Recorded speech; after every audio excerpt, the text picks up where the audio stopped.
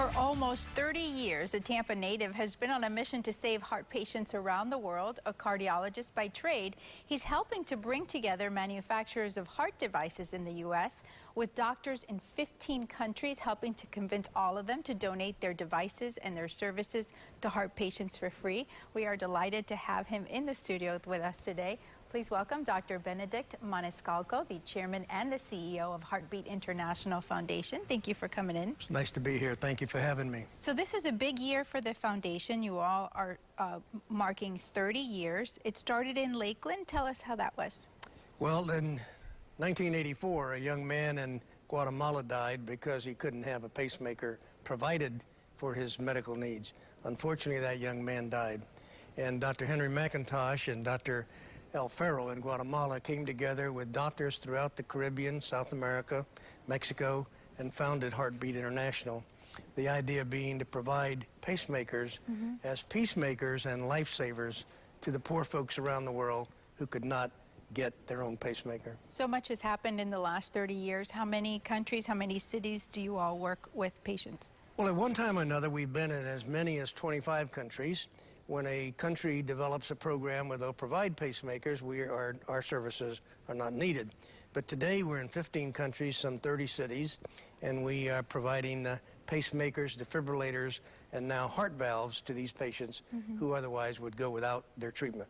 How many of these procedures would you say Heartbeat International does each year or is able to make happen? Well, I can tell you that over the 30 years, we've now implanted over 13,000 pacemakers. This year alone, we have reached a total of 415, and we have a couple of months to go. We know there's probably another 100 to 150 patients that we'll get to this year. We get emails from our viewers all the time telling us about some really great people, everyday heroes.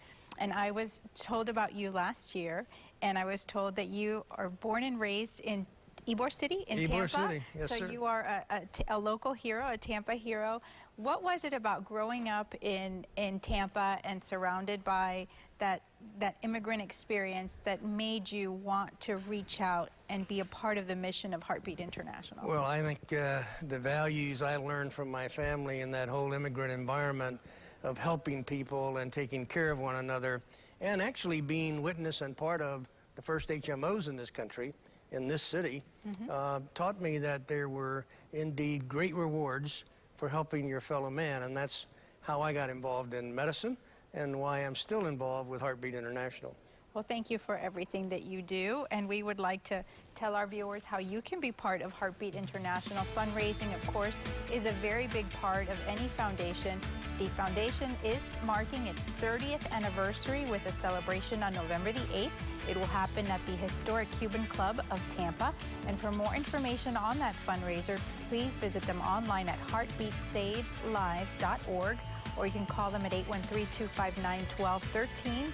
And then, if you would like more information on the many different projects that they are involved with, please visit them online, and we will have pictures from Heartbeat International on our Facebook page. So come on back.